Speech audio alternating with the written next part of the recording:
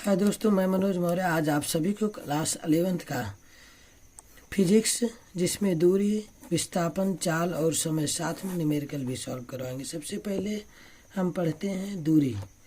दूरी क्या होती है? मान लीजिए कोई एक व्यक्ति है, वो अपने घर जाता है, कोई गली मोहल्ला, यहाँ से जाता है 3 किलोमीटर, फिर आगे मान लो इधर से इधर जाता है 4 किलोमीटर, और इधर से मान लो 5 किलोमीटर जा रहा है। तो अपने घर पहुँचता है, अर्थात कितना ये व्यक्ति के द्वारा चला गया है? 3, 4, 3, 7, 7 और 5, 12 किलोमीटर। ये 12 किलोमीटर क्या हो गई? हमारी दूरी हुई। अर्थात किसी गतिमान वस्तु द्वारा एक स्थान से दूसरे स्थान तक चली गई मार्ग की लंबाई को क्या कहते हैं? दूरी कहते हैं। देखो, मार्ग ही तो है ये, यहाँ से यहाँ, यहाँ से यहाँ तक, अर्थात ये क्या है? मार्ग है। और टोटल 3 और 4, 3, 7, 7, 5, 12, यानी एक व्यक्ति द्वारा किसी गतिमान वस्तु द्वारा चली गई, किसी गतिमान वस्तु द्वारा एक स्थान से दूसरे स्थान तक चली गई मार्ग की लंबाई को दूरी कहते हैं। क्या कहते हैं? मार्ग की लंबाई को दूरी कहते हैं। मान लीजिए कोई व्यक्ति था, 3, 4, 5 किलोमीटर अपने घर जाके पहुंचा, टोटल 12 किलोमीटर। यही क्या हो गई? उसकी दूरी हो गई। ठीक है ना। और हम देख लेते हैं दूरी। दूरी को हम किससे प्रदर्शित करते हैं? एच से प्रदर्शित करते हैं। और इसका मात्रक, दूरी का मात्रक क्या होता है बताओ? मीटर होता है किसमें? MKS पद्धति में। और सेंटीमीटर किसमें होता है? CGS पद्धति में। ठीक है ना। इसके बाद यहाँ अदिश राशि है, क्योंकि इसको दिशा की आवश्यकता नहीं होती है। दूरी हमेशा जो है क्या होता है? धनात्मक होता है, ये कभी ऋणात्मक नहीं होता। अर्थात किसी गतिमान वस्तु द्वारा एक स्थान से दूसरे स्थान तक, ठीक है ना, किसी गतिमान वस्तु द्वारा एक स्थान से दूसरे स्थान तक चली गई मार्ग की लंबाई को दूरी कहते हैं। ठीक है ना। दूरी को एस से प्रदर्शित करते हैं। इसका मात्रक मीटर होता है MKS पद्धति में, और CGS पद्धति में सेंटीमीटर होता है। और इसकी बीमा क्या होती है? बीमा L होता है। बीमा कितना होता है? दूरी की बीमा L है। अदिश राशि है, धनात्मक होता है, और बीमा L होता है। ठीक है ना। इसके बाद हम देखते हैं विस्थापन क्या होता है।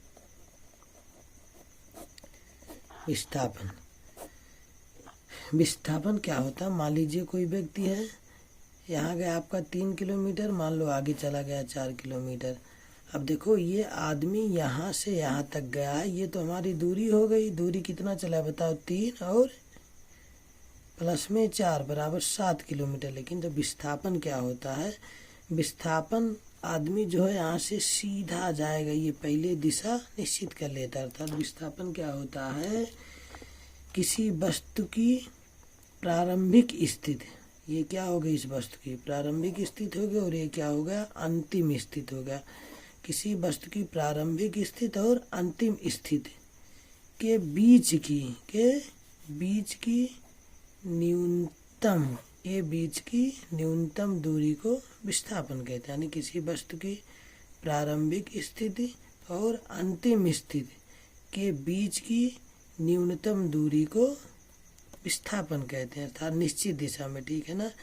किसी गतिमान वस्तु द्वारा, अगर इसको और सजाओ तो क्या कह सकते हो? किसी गतिमान वस्तु द्वारा एक निश्चित दिशा में चली गई दूरी, प्रारंभिक स्थिति और अंतिम स्थिति बीच की न्यूनतम दूरी को विस्थापन कहते हैं। या कैसी राशि होती है?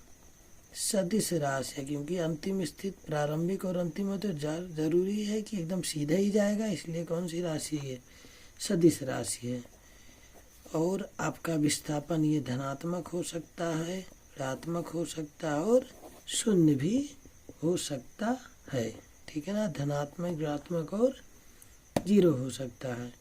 ये हमेशा किस दिशा में चलता है? विस्थापन, क्योंकि ये निश्चित दिशा में, इसको जहाँ जाना होता पहले निश्चित दिशा तय कर लेता है। इसलिए प्रारंभिक और अंतिम स्थिति दोनों के बीच की न्यूनतम दूरी को विस्थापन कहते हैं। मान लीजिए कोई व्यक्ति है, हम दोनों में अंतर बताते हैं आपको, दूरी और विस्थापन में, ठीक है। मान लो कोई व्यक्ति है आपका, अगर यहाँ से यहाँ तक जाता अर्थात 10 किलोमीटर जा रहा है, ये तो एकदम सीधी रेखा है, अर्थात यहाँ पर दूरी भी 10 किलोमीटर हो जाएगी आपकी और विस्थापन भी कितना हो जाएगा, 10 किलोमीटर हो जाएगा। कितना हो जाएगा, विस्थापन भी आपका 10 किलोमीटर होगा, ठीक है ना। लेकिन मान लीजिए अगर हम थोड़ा सा और बढ़ा दें, हम यहाँ से यहाँ तक गए और यहाँ से यहाँ तक चले, अर्थात हम क्या करते हैं 10 किलोमीटर जाते हैं और 4 किलोमीटर लौट के आते हैं। जाने में यहाँ से हम देखो ए और बी, यहाँ से हम पहले यहाँ तक गए 10 किलोमीटर, 4 तक आए, यानी दूरी कितना हम चल दिए, बोलो 14 किलोमीटर। लेकिन विस्थापन हम यहाँ से गए और यहाँ पे आए हैं ना, तो विस्थापन आपका क्या होगा, अंतिम ये प्रारंभिक स्थिति और ये क्या है, अंतिम स्थिति है। तो विस्थापन आपका कितना निकल के आएगा बताओ, 4 तो वापस आए, बचा कितना 6 किलोमीटर। तो विस्थापन आपका कितना हो जाएगा 6 किलोमीटर, क्योंकि हम जानते हैं कि वस्तु की प्रारंभिक स्थिति और अंतिम स्थिति बीच की न्यूनतम दूरी को विस्थापन कहते हैं। यहाँ पे क्या है हमारा, वस्तु की प्रारंभिक स्थिति है और यह अंतिम स्थिति है, बीच की न्यूनतम दूरी 6 किलोमीटर है, ठीक है ना। तो बात आया समझ में।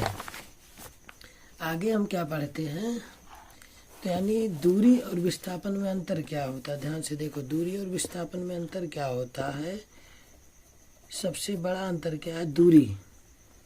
यानी अंतर आपका जो हम सबसे बड़ा देखते हैं कि विस्थापन से बड़ी, यानी जो आपकी दूरी होती है, दूरी हमेशा विस्थापन से बड़ी होती या तो बराबर होती है। किससे, विस्थापन से। दूरी आपकी जो है हमेशा बड़ी होगी या तो बराबर होगी, किससे होती है, विस्थापन से होती है। मान लो कोई एक हम अंकित प्रश्न सॉल्व कर लेते हैं, आंकिक प्रश्न, ठीक है ना। आंकिक प्रश्न में हम मान लेते हैं कोई महिला है या फिर मान लो कोई पुरुष है, क्या है, कोई पुरुष है, उसको जाना है। मान लो कोई पुरुष है और पहले 6 किलोमीटर पूर्व की तरफ जाती है और 4 किलोमीटर उत्तर की तरफ और 3 किलोमीटर पश्चिम की तरफ, ठीक है। इसका हमको क्या निकालना है, दूरी और विस्थापन निकालना। तो सबसे पहले आपको हम एक चीज़ बता देते हैं, नॉर्थ और साउथ क्या होता है। इधर हम पूर्व कहते हैं जिसे ईस्ट, ये क्या होता है हमारा नॉर्थ, जिसे हम क्या कहते हैं उत्तर कहते हैं, और इसको हम क्या कहते हैं पूर्व कहते हैं। साउथ होता है, इसको हम क्या कहते हैं दक्षिण कहते हैं, और ये हमारा क्या होता है पश्चिम होता है। क्या होता है, पश्चिम होता है। अब देखो ये पूर्व पश्चिम उत्तर दक्षिण, यानी 6 किलोमीटर ये पूरब की तरफ चल रही है, यानी यहाँ से जान लो महिला की स्थिति है और यहाँ से ये चलना प्रारंभ करती है और 6 किलोमीटर चलती है आगे जाके। इसके बाद 4 किलोमीटर उत्तर की तरफ, मान लो 4 किलोमीटर उत्तर की तरफ चलती है और 3 किलोमीटर, मान लो ये पूरा 6 है तो लगभग 3 किलोमीटर ये किधर आती है, पश्चिम की तरफ आती है, ठीक है। तो पश्चिम की तरफ 3 किलोमीटर आती है, यानी ये यहाँ पे पहुँची, यहाँ से यहाँ तक। हम इसकी अगर हम दूरी निकालेंगे तो बताओ दूरी कितना आएगा, 6, 4, 10 और 10, 3, 13 किलोमीटर। यानी दूरी सबको जोड़ दो, 6 प्लस में 4 और प्लस में 3 बराबर 13 किलोमीटर हो गया। लेकिन अगर हम विस्थापन निकालेंगे तो विस्थापन कैसे निकालोगे, यानी ये तो अंतिम प्रारंभिक स्थिति और ये अंतिम स्थिति, इस बीच की हम जानते हैं न्यूनतम दूरी को होता है। अगर हम इसको इसे मिला दे, बताओ अगर ये 4 है तो ये कितना होगा आपका 4 किलोमीटर होगा, और ये 3 है, यहाँ से यहाँ तक 3 किलोमीटर हो जाएगा। तो टोटल 6 था तो यहाँ से यहाँ तक कितना हो जाएगा हमारा 3 किलोमीटर हो जाएगा ना। अगर हमने यहाँ पे लंब डाला 90 अंश का कोण, और ये क्या हो जाएगा कर्ण, तो सूत्र क्या होता है हमारा, कर्ण स्क्वायर बराबर लंब स्क्वायर प्लस आधार स्क्वायर। लंब कितना है 4 का स्क्वायर प्लस में आधार कितना है 3 का स्क्वायर, तो 4 चौक 16 प्लस में 9 बराबर 25 बराबर 5, ठीक है ना। तो कर्ण बराबर कितना आ गया 5, अर्थात विस्थापन कितना है हमारा 5 किलोमीटर। अर्थात हमको यहाँ से यहाँ तक जाना, अगर हम निश्चित दिशा में जाएंगे विस्थापन तय करेगा तो 5 किलोमीटर। दूरी कितना आ गया हमारा 13 किलोमीटर, ठीक है ना। मान लीजिए कोई वृत्त है, दूसरा न्यूमेरिकल सॉल्व कर लेते हैं। मान लो हमारा क्या है, कोई वृत्त है, ठीक है ना, कोई वृत्त है, ठीक, और जिसका व्यास दिया है आपको 14 किलोमीटर, यानी 14 सेंटीमीटर ले लो या फिर 14 मीटर ले लेते हैं, व्यास वो है, ठीक है। हम एक चक्कर तय करने को, ये पूरा एक चक्कर तय करने में हमको दूरी निकालना है। दूरी निकाल लो और हमको विस्थापन निकालना है, ठीक है ना, पूरे एक चक्कर के लिए। अगर हम एक चक्कर के लिए निकालते हैं, कितने चक्कर के लिए, एक चक्कर के लिए हमको दूरी और विस्थापन निकालना। मानते हैं कि वस्तु की प्रारंभिक स्थिति यहाँ पे है, ये तो पूरा व्यास है 14 सेंटीमीटर, तो त्रिज्या r बराबर कितना आ जाएगा, 14/2 बराबर 7 सेंटीमीटर आएगा। हम मानते हैं अगर पूरा एक चक्कर वस्तु यहाँ चलेगा और यहीं पे आएगा, अर्थात इसकी अंतिम स्थिति प्रारंभिक स्थिति दोनों यहीं पे, तो विस्थापन हमारा क्या आ जाएगा, 0 आ जाएगा। पूरा एक चक्कर लगाता है तो हम दूरी निकाल लेते हैं। दूरी बराबर क्या होता है, अगर पूरा चक्कर लगा रहा है तो पूरा एक परिधि है, परिधि बराबर क्या होता है, 2πr होता है वृत्त की परिधि। तो 2 गुणे 22/7 गुणे त्रिज्या कितना है हमारा, 7 से 7 काट दो, 22 दूना 44 मीटर, यानी दूरी पूरा 44 मीटर और विस्थापन 0, क्या कि यहीं से शुरू कर रहा था यहीं पे ख़त्म हुआ। अंतिम एवं प्रारंभिक स्थिति क्या है, 0 है। अगर हम मान लेते हैं आधा चक्कर लगाता है, कितना चक्कर, आधा चक्कर लगाता है, हम मान लेते हैं कि आधा चक्कर लगाते हैं, तब हमको दूरी और विस्थापन निकालना होगा। दूरी और विस्थापन, तो हम दूरी निकाल लेंगे। आधा चक्कर लगाया अर्थात ये यहाँ तक जाएगा और यहाँ से यहाँ तक, सिर्फ यहाँ तक रहेगा, तो अर्धवृत्त बना रहा था। अर्धवृत्त का सूत्र यानी 2πr बाई आधा कर दो, 2 से 2 कट गया तो 22/7 गुणे 7 से 7 कट गया, कितना आया हमारा, 22 मीटर आया। और हम विस्थापन निकाल लेते हैं।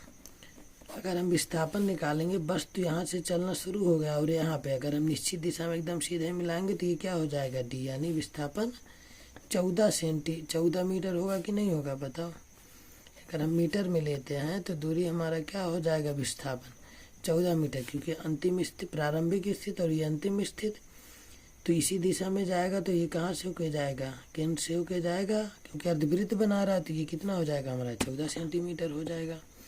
क्लियर हुआ आपको इतना। आगे देखते हैं, इसके आगे अगर हम देखेंगे तो इसके आगे हमको क्या पढ़ना है, चाल पढ़ना है। छोटा छोटा करके पढ़ लेते हैं। चाल, यानी जब हम चाल के बारे में पढ़ते हैं तो चाल बराबर क्या होता है, आपका सूत्र होता है चाल बराबर दूरी बटे समय, यही तो होता है, दूरी बटे समय। हम मान लेते हैं, हमने माना समय कितना है, 1 है, तो अगर समय 1 है तो दूरी बराबर क्या हो जाएगा, यानी चाल बराबर हमारा क्या हो जाएगा, दूरी हो जाएगा। अर्थात एकांक समय में वस्तु द्वारा तय की गई दूरी को क्या कहते हैं, चाल। अगर समय हमने 1 ले लिया तो चाल बराबर क्या आ गया, दूरी। अर्थात एकांक समय में वस्तु द्वारा तय की गई दूरी को क्या कहते हैं, चाल। एकांक समय में वस्तु द्वारा तय की गई दूरी को चाल कहते हैं। अर्थात एकांक समय में वस्तु द्वारा तय की गई दूरी को चाल कहते हैं, ठीक है ना। अब ध्यान से देखना, अब चाल क्या होता है।